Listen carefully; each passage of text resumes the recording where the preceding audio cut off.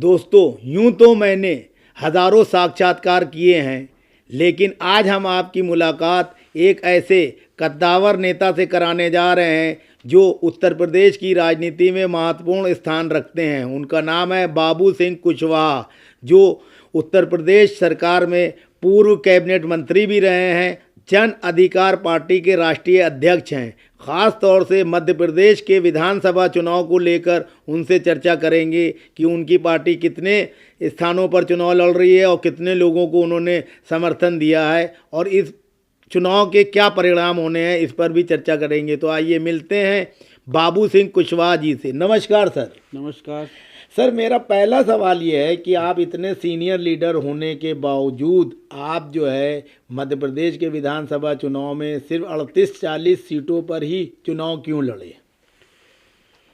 सिराज भाई, हम लोगों का काम जो है उत्तर प्रदेश का जो लगा हुआ एरिया था, भिंड, मुरैना, ग्वालियर, दतिया, निवाड़ी, टीकमगढ़, सागर, विदिशा, दमोह, छतरपुर, पन्ना, सतना, रीवा, सिंगरौली, सीधी और थोड़ा जबलपुर में, थोड़ा इंदौर में काम था जी। तो जहां हमारा काम था वहीं हम लोगों ने प्रत्याशी लड़ाने के बारे में सोचा। हम लोगों का मानना यह था कि लगभग हम 100 सीटें लड़ेंगे, लेकिन लड़े तो हम लगभग नामांकन किए 55-56 के करीब, तो कुछ पर्चे खारिज हो गए और जो पर्चे बचे तो 38-40 के करीब हैं और लगभग हम 35 से 40 इंडिपेंडेंट जो अच्छे साथी लड़ रहे थे, अच्छी सोच के, अच्छी विचारधारा के, उनको हमने समर्थन दिया। तो इसका मतलब ये माना जाए कि बाबू सिंह कुशवाहा साहब को सिर्फ अपनी पार्टी का जनाधार बढ़ाने का मकसद नहीं है, अच्छे लोग राजनीति में आए, इससे भी उनका सरोकार है। हाँ, यही मकसद है कि अच्छे लोग राजनीति में आए और जो राजनीति में लोग जाते हैं, जो मकसद है सही आदमी का, कि जो बाबा साहब अम्बेडकर ने हमें संविधान लिख के दिया है और जो संविधान के तहत जो इस देश के गरीब और कमज़ोर को, समाज के सभी वर्गों को, खास करके हमारी बहनों को हक अधिकार मिला है, लेकिन जिन लोगों को हम जिता करके भेजते हैं उस संविधान को वो पूरी तरह लागू नहीं करते। तो उस विचार के लोग हों जो संविधान को लागू करें, संविधान पे आस्था रखें और जिसपे गरीबों को, कमज़ोरों को न्याय। मध्य प्रदेश की सरकार पे सत्ता पे काबिज होने के लिए भारतीय जनता पार्टी और कांग्रेस दोनों बड़े दलों ने घोड़े खोल दिए, लाखों करोड़ों रुपए खर्च कर दिए, धन बल, बाहुबल, जात पात सभी कुछ फैलाया। इसको आप किस नज़रिए से देखते हैं लोकतंत्र की स्थिति के मामले में? सिराज जी, अभी चुनाव उत्तर प्रदेश में भी पिछले साल हुआ है विधानसभा का जी, लेकिन मैंने उत्तर प्रदेश में भी इतना पैसा खर्च होते हुए नहीं देखा जितना मैं मध्य प्रदेश में देख रहा हूँ। दोनों पार्टियों की तरफ से कोई सीमा नहीं है कि धन कितना खर्च होगा और उत्तर प्रदेश से आबादी के हिसाब से आधी, वहाँ पर 4.5 लाख, 4 लाख, 5 लाख की वोटर का विधानसभा है, यहाँ 2 से 2.5 लाख वोटर की विधानसभा है, लेकिन पैसे की यहाँ कोई सीमा नहीं है। अगर चलेंगे अभी आप हमारे साथ तो झंडे देखेगा, कांग्रेस हो या बीजेपी हो, वो झंडा बड़ा वाला एक कितने का छपता है और देखिएगा कि झंडे ही कितने लगे। मैं समझता हूँ कि मिनिमम 1 करोड़ के तो झंडे लगे होंगे। तो चुनाव आयोग मूक दर्शक बना हुआ है, इन परिस्थितियों पे कुछ नहीं कह रहा है। देखिए, कुछ तो जैसे झंडे हैं और जो चुनाव प्रचार की कुछ सामग्री होती है वो पार्टी अकाउंट में जाती है। तो जिन पार्टियों पे पैसा है वो अपना पार्टी अकाउंट में लेती है। कैंडिडेट को जितना खर्च करने के लिए अलाउ है उस पर देखना चाहिए। तो ये बड़ी पार्टियां क्या करती हैं कि बहुत सारा खर्चा तो अपने पार्टी अकाउंट में डालती हैं कि पार्टी कर रही है। पार्टी कैंडिडेट का पैसा कुछ चीज़ों में दिखाया जाता है, लेकिन फिर भी इतना हो जाता है कि अगर इलेक्शन कमीशन थोड़ी सी नज़र डाल ले, अधिकारी थोड़ी सी नज़र डाल दे, तो ये लोग पकड़ में। तो इसका मतलब इलेक्शन कमीशन और जो ऑब्जर्वर होते हैं वो ईमानदारी से काम नहीं करते हैं और इन बड़ी पार्टियों को एक तरह से जो है छूट दे देते हैं अनाप शनाप पैसा खर्च करने। अच्छा, आप ये बताइए सिराज जी कि सरकार के खिलाफ, राजा के खिलाफ कौन जाएगा? ऑब्जर्वर है बेचारा, अफसर है, आईएएस है या और आईपीएस है या और किसी सिविल सर्विसेज में होगा, मान लीजिए इनकम टैक्स में हो सकता है और कस्टम पे हो सकता है, यही लोग ऑब्जर्वर बन के आते हैं जी।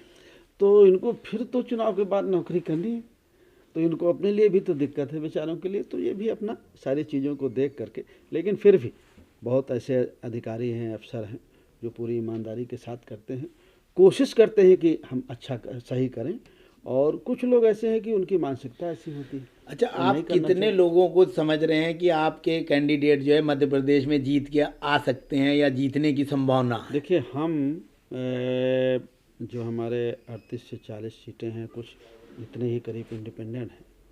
इसमें से हम जैसे देखिए, भिंड की सीट बहुत अच्छी लड़ रहे हैं, एक दतिया की सीट बहुत अच्छी लड़ रहे हैं, टीकमगढ़ हम बहुत अच्छी लड़ रहे हैं, छतरपुर बहुत अच्छी लड़ रहे हैं, जहां आप सतना चल रहे हैं वहाँ बहुत अच्छी लड़ रहे हैं, सिंगरौली बहुत अच्छा लड़ रहे हैं, सीधी में एक विधानसभा सीधी सदर वहाँ अच्छा लड़ रहे हैं। तो हम लोग कोशिश कर रहे हैं कि हम लोग अच्छा कर सकें, लेकिन ये भी सच है कि पैसे हमारे प्रत्याशियों के पास नहीं है, ना हमारी पार्टी के पास पैसे हैं। तो हम लोग किसी तरह से, हमारा प्रत्याशी, हर प्रत्याशी 1 लाख से 1.5 लाख में चुनाव लड़ रहा है। 1 लाख रुपये से लगा के 1.5 लाख रुपये में हमारा प्रत्याशी चुनाव लड़ रहा है। इसके ज़्यादा किसी के पास कोई वो जनता पैसे तक पहुंचने में कामयाब हो गया? हाँ, देखिए, हम तो यही रिक्वेस्ट किए हैं कि अगर आप, हम आम लोगों से भी कहें कि अगर आप चाहते हैं कि हमें इंसाफ मिले, रोज़गार मिले, अच्छी शिक्षा मिले, किसानों की समस्या का समाधान हो, तो आप लोगों को भी अपने मोटरसाइकिलों में निकल करके चुनाव निशान सब जगह भेजिए और अपनी बात सब जगह भेजिए। देखिए, मध्य प्रदेश की जो हालत है, 18 सालों से बीजेपी की सरकार है, लगभग 6000 स्कूल बंद हो गए हैं, प्राथमिक विद्यालय बंद कर दिए गए हैं, रोजगार कुछ है नहीं, और आगे की कोई ऐसा भी नहीं है कि सरकार आएगी तो कुछ देगी। जो मुद्दे हैं शिक्षा से और रोजगार से और महंगाई से ध्यान हटाने के लिए नई नई बातें कांग्रेस और बीजेपी दोनों करने लगते हैं कि नए मुद्दे पर चुनाव हो, जो लोगों की असल समस्याएं हैं उस पर चुनाव ना हो। लेकिन हम लोगों को कहते हैं कि देखो, अगर आपको उसको वोट देना चाहिए जो आपके बच्चे की शिक्षा की बात करे, आपको उसको वोट देना है जो आपके बच्चे की रोजगार की बात करे, आपको इंसाफ देने की बात करे, किसानों की फसल की सही कीमत देने की बात करे, तो ऐसे लोगों को आप वोट देना है। आपको भारत पाकिस्तान और हिंदू मुसलमान पर वोट नहीं देना चाहिए। तो ये बात हम कह रहे हैं, और जितनी हमारी कोशिश है हम उसको पहुंचा रहे हैं। रैलियों में लोग का ये हाल है, आप तो मैं क्या बताऊं कि बर्तन जा रहे हैं घरों में, हमको लोगों ने बताया कि पायल वायल और इस तरह की चीज़ें जा रही हैं, कपड़े जा रहे हैं, और बाकी चुनाव के पहले तो 2 दिन पहले तो शुरू ही हो जाता है जो बाकी चीज़ें हैं। तो मध्य प्रदेश का तो चुनाव इस बार बहुत मज़ेदार है। तो आप क्या देखते हैं कि इस बार के मध्य प्रदेश के चुनाव में आप जनता से क्या अपील करेंगे, जन अधिकार पार्टी के नेता की हैसियत से? हम जनता से ये अपील करेंगे कि अगर आप चाहते हैं कि जो बाबा साहब अम्बेडकर ने संविधान में लिख के दिया है कि प्रदेश की और देश की सरकारों की जिम्मेदारी होगी कि हमारे बच्चों को फ्री शिक्षा दी जाएगी, रोजगार मुहैया कराना, किसानों को उसके फसल की सही कीमत मिले, सिंचाई के लिए उसे बिजली फ्री मिले, उसकी फसल के लिए बोने के लिए खाद बीज उसे सस्ती मिले, मजदूरों को उचित मजदूरी मिले, सबको इंसाफ मिले। ऐसी अगर कोई बात करे तो उसको आपको वोट देना चाहिए। उन्होंने 75 सालों से कांग्रेस बीजेपी को देखा है, और इन 75 सालों में कांग्रेस बीजेपी ने इस तरफ कोई कदम नहीं उठाया। तो समझदार लोग जो हैं, जो बीज एक बार बोते हैं, लाते हैं, उसी को बार बार, अगर फसल अच्छी नहीं देता तो वो नहीं उसको बोते हैं, बदल देते हैं। तो कांग्रेस बीजेपी दोनों को बदलने की जरूरत है। एक सवाल, भारतीय जनता पार्टी एनडीए बना चुकी है, वो अपने आप को मजबूत करने के लिए छोटे दलों को एकजुट करके कब्जा करना चाहती है, राज्यों में भी और केंद्र में भी। इसी तरह कांग्रेस जो है INDIA बनाया है। बाबू सिंह कुशवाहा साहब जैसे लोगों की पार्टी को मध्य प्रदेश में एनडीए या INDIA ने नहीं लिया, तो इसके पीछे क्या उनकी जो है नकारात्मक सोच है कि इनका जनाधार बढ़ेगा और सत्ता में ये भी हिस्सेदारी मांगेंगे, या वो क्या चाहते हैं? देखिए, 75 सालों में कांग्रेस ने पहली बार एक बात कहती है, जिस बात को हम लोग कह रहे हैं, जिसकी जितनी संख्या भारी उसकी उतनी हिस्सेदारी। ये कभी बीएसपी में मनोहर कांशीराम साहब ने नारा लगाया था, लेकिन उनके बाद जाने के बाद ये नारा वहाँ ख़त्म हो गया। हम उस नारे को लगा रहे हैं पिछले 8 साल से, जिस दिन से हमने पार्टी बनाई, कि जिसकी जितनी संख्या भारी उसकी उतनी हिस्सेदारी। इन 75-76 सालों में कांग्रेस ने पहली बार कहा है, कहा है, कांग्रेस ने कभी मंडल रिपोर्ट का समर्थन नहीं किया, उसके खिलाफ रही है। जी। पूर्व प्रधानमंत्री राजीव गांधी जी का पार्लियामेंट में मंडल रिपोर्ट के खिलाफ वक्तव्य है। बिल्कुल सही है। लेकिन ये पहली बार कांग्रेस के जो सम्मानित नेता हैं राहुल जी, वो बोल रहे हैं कि नहीं भाई जाति जनगणना होना चाहिए और ओबीसी को भी उसका हक मिलना चाहिए, दलितों को भी मिलना चाहिए। तो खुशी की बात है कि वो 76 साल 75 साल बाद याद किए हैं। तो कांग्रेस ये कह रही है, करेगी कितना ये मैं नहीं कह सकता हूँ, क्योंकि 4 प्रदेशों में उनकी सरकार थी, जाति जनगणना उन्होंने कराई नहीं, कहा जरूर। जब हम लोग भागीदारी यात्रा निकाले अभी 1-1.5 महीना पहले मध्य प्रदेश में लेके चले, हम सभी जिलों में गए, तो हमने ये बात कही यात्रा के दरमियान कि कांग्रेस के नेता कह तो रहे हैं कि जाति जनगणना हो, लेकिन जहाँ आए उनकी सरकार करा क्यों नहीं रहे। तो फिर उन्होंने दूसरे दिन तुरंत कहा कि हम करा रहे हैं, वहाँ करा रहे हैं।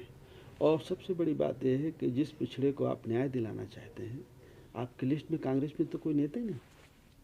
कांग्रेस और बीजेपी राजा और महाराजाओं की पार्टी है, जिन्होंने कभी बाबा साहब अम्बेडकर के संविधान पर भरोसा नहीं किया और कभी उन्हें समानता पर भरोसा नहीं रहा। सही बात है। राजा तो राजा रहना चाहते हैं। बिल्कुल सही है। तो मैं मध्य प्रदेश की जनता से अपील करूंगा कि राजा और महाराजाओं की पार्टी को जिताएंगे, ऊपर कोई नेता उनका नहीं है। और जब राजा महाराजाओं को जिताएंगे तो न तो किसान की पीड़ा जानता, न गरीब की पीड़ा जानता। आपका गरीब का, किसान का बेटा जीत के जाएगा तो ही उनके लिए बात करेगा और उनके हक अधिकार की लड़ाई लड़ेगा। तो मैं जो हमारे मध्य प्रदेश के शादी हैं, चाहे वो आदिवासी भाई हों, चाहे धार्मिक अल्पसंख्यक समाज से ताल्लुक़ रखने वाले हों, चाहे ओबीसी के हों या दलित समाज से हों, उनको अपना हक हिस्सा लेने के लिए कांग्रेस बीजेपी से दोनों से छुटकारा पाके जहां हमारी जन अधिकार पार्टी लड़ रही है उन्हें आशीर्वाद दें, जहां हमारे समर्थित कैंडिडेट हैं उनको लड़ाएं, लेकिन इन दोनों पार्टियों से दूर रहें। एक सवाल का जवाब दीजिए, इस मध्य प्रदेश चुनाव के अलावा और कहाँ आपकी पार्टी के प्रत्याशी चुनाव में? हम मध्य प्रदेश में लड़ रहे हैं और नहीं लड़ रहे, और 4 राज्यों में नहीं लड़ नहीं रहे। आने वाले लोकसभा चुनाव को बहुत महत्वपूर्ण माना जा रहा है 2024 में। आप एक बड़े नेता हैं और ख़ास तौर से यूपी और देश की जो जातीय राजनीति है उसमें कुशवाहा समाज के एक बड़े नेता के तौर पे आप जाने जाते हैं। हो सकता है कि कांग्रेस भी आपके ऊपर डोरे डाले, तो लोकसभा चुनाव में आपकी क्या रणनीति रहेगी? देखिए, पिछला पार्लियामेंट हम कांग्रेस के साथ मिलकर लड़े थे। कांग्रेस ने हमें कुछ सीटें दी थी, 7 सीटें। और इस चुनाव भी हम खास करके उत्तर प्रदेश, मध्य प्रदेश और दिल्ली, 3 जगह तो हम पक्का लड़ेंगे, बिहार में कुछ लाएंगे। तो अब हमसे कांग्रेस पिछली बार बात हुई थी तो हम लड़े थे। कांग्रेस को लगता नहीं है कि इनकी ज़रूरत है। जो आपने सवाल पिछला किया था ना जी, कि कांग्रेस को क्या लगता है कि इनकी ज़रूरत नहीं है, तो कांग्रेस को नहीं लगता है। कांग्रेस बोलती है कि हमको दो, हम तुम्हारा उद्धार करेंगे। और हम लोगों को कहते हैं कि यार आप ही बन जाओ, अपना उद्धार कर लो, कोई और हमारा उद्धार नहीं करेगा। आप अंसारी साहब बन जाइए भाई, आप जितना अपने लोगों का ध्यान रखेंगे उतना हमने। लेकिन कांग्रेस कहती है हमको बना दो, हम ध्यान रखेंगे। वो कहते हैं कि हम लाडली बहना योजना बीजेपी वाले अभी 2 महीने से चलाएं, कांग्रेस कहती है कमलनाथ जी कि हम उससे अच्छी योजना चलाएंगे, लेकिन हमको बना दो। लेकिन चलाएंगे कहाँ से? सरकारी खजाने से, जो हमारे टैक्स का पैसा है। तो उनसे अगर हम कहें कि तुम हमको बना दो, तुम 1500 कह रहे हो, हम 2000 दे देंगे। देना तो सरकारी खजाने से है, घर से तो नहीं देना। 5 किलो अनाज और कॉलोनी कोई भी नेता घर से तो नहीं दे रहा। जी बिल्कुल सही। उसके गरीब के टैक्स के पैसे से है, तो सरकारी खजाने से दे रहे हैं। अच्छा, अभी जो है महिला आरक्षण बिल पास हो गया विधानसभा और लोकसभा में, तो क्या आपकी पार्टी जो है, जो 33% आरक्षण हुआ है लोकसभा चुनाव में, उस हिसाब से अपनी पार्टी में महिलाओं को प्रतिनिधित्व देगी? भाई हमारे यहाँ तो जितनी जिसकी संख्या भारी उतनी हिस्सेदारी। हम तो आबादी के हिसाब से पक्षधर है ना, कि जाति जनगणना हो, अगर महिलाओं की आबादी 50% है, 48% है, तो उतना दिया जाए। हम तो मतलब 33 से भी ज़्यादा दे देंगे। और सबसे बड़ी बात है, महिला बिल पास हुआ है, लागू कब होगा? लागू कब होगा? 29 में। 29 में। और 24 में चुनाव लड़ रही है। मूर्ख बनाने की बात है। अभी 23 में वोट दीजिए। अभी आप समझिए ना, 23 में वोट दीजिए कि हमने पास कर दिया है, 24 में दीजिए, 29 में भी दे दीजिए वोट, फिर 29 आगे बचेगा ना, 6-7 महीना। सही कह रहे। तो देंगे कि नहीं देंगे? अब उसमें से ओबीसी के लोगों को है नहीं। उसमें से ओबीसी को रिजर्वेशन है। अच्छा, मोदी जी बहुत जो है भाषण देते हैं सब जगह, प्रधानमंत्री के ऐसे कि ओबीसी के लिए ये, ओबीसी के लिए, मैं खुद ओबीसी का। वास्तव में तो जो ओबीसी के जो जेन्युइन लीडर हैं उनको आगे नहीं बढ़ाती है बीजेपी। देखिए, माननीय प्रधानमंत्री जी हैं, उनके बारे में हम छोटे आदमी हैं, हमारा कहना ठीक नहीं है, लेकिन ओबीसी को भी समझना है, इस देश के वीकर सेक्शन को समझना है कि कांग्रेस और बीजेपी उसे क्या दे रही है। और ये मैं अक्सर बोलता हूँ कि हमारे लिए, हमारे बच्चों के लिए कोई और नहीं करेगा, वो हम ही को करना पड़ेगा। बिल्कुल सही है। तो चाहे अंसारी साहब हों, चाहे हम हों, और चाहे हमारे और साथी हों, सब लोग लग करके अगर सत्ता में भागीदारी करेंगे, इस सोच के साथ ही हमें वोट का अधिकार मिला और लोकतंत्र आया। अगर कांग्रेस की जगह भारतीय जनता पार्टी आपको एनडीए में शामिल करके और आपकी जो है संख्या के हिसाब से लोकसभा में सीटें दे, तो क्या आप उसके साथ जाना पसंद करेंगे? नहीं, देखिए, तो बहुत दूर की बात है। मुझे वो नहीं चाहते हैं, कांग्रेस बीजेपी दोनों, कि कोई छोटे दल बने या छोटे दल जो बने हैं वो रह जाएं। वो चाहते हैं कि दो पार्टियां रह जाएं, कांग्रेस और बीजेपी, उनका आपस में ये है। तो छोटे दल मिलके आपस में एक तीसरा धड़ा क्यों नहीं बना लेते हैं? वो बनने नहीं देंगे, वो बनने नहीं देंगे। जो हम छोटे संगठन वाले लोग हैं, हम लोग भी तो अपने उसमें रहते हैं, हम ही कहाँ एक होते हैं जी। उत्तर प्रदेश में विधानसभा का चुनाव हुआ 22 में, अगर अच्छा बन गया होता तो सरकार कोई और होती। एकदम सही कह रहे हैं आप, एकदम सही। लेकिन हम थोड़े से में तो हम चढ़ जाते हैं 7वें आसमान में। तो ये जो इस देश का जो पिछड़ा दलित आदिवासी है, माइनॉरिटी है, ये उसकी बड़ी कमजोरी है कि वो फिर अपने सामने किसी को समझता नहीं है। माननीय राम गोपाल यादव जी, समाजवादी पार्टी के लोग, उनकी सरकार थी, हम जेल से निकले, हमने नारा लगाया कि जिसकी जितनी संख्या भारी उसकी उतनी हिस्सेदारी। भाई, हमारा बच्चा भी कहता है कि सिपाही हम भी बन जाएं, हैं? तो जब तक गवर्नमेंट रही तो ये नारा नहीं लगाए, बाद में पार्लियामेंट में बोले राम गोपाल जी कि भाई हम चाहते हैं जिसकी जितनी आबादी हो उसको हिस्सा मिल जाए। लेकिन जब गवर्नमेंट थी तब नहीं करे। बिल्कुल सही बात है। अब बोलते हैं, अध्यक्ष जी भी बोलते हैं, वो भी बोलते हैं, सब बोलते हैं, लेकिन जब सरकार थी तो नहीं।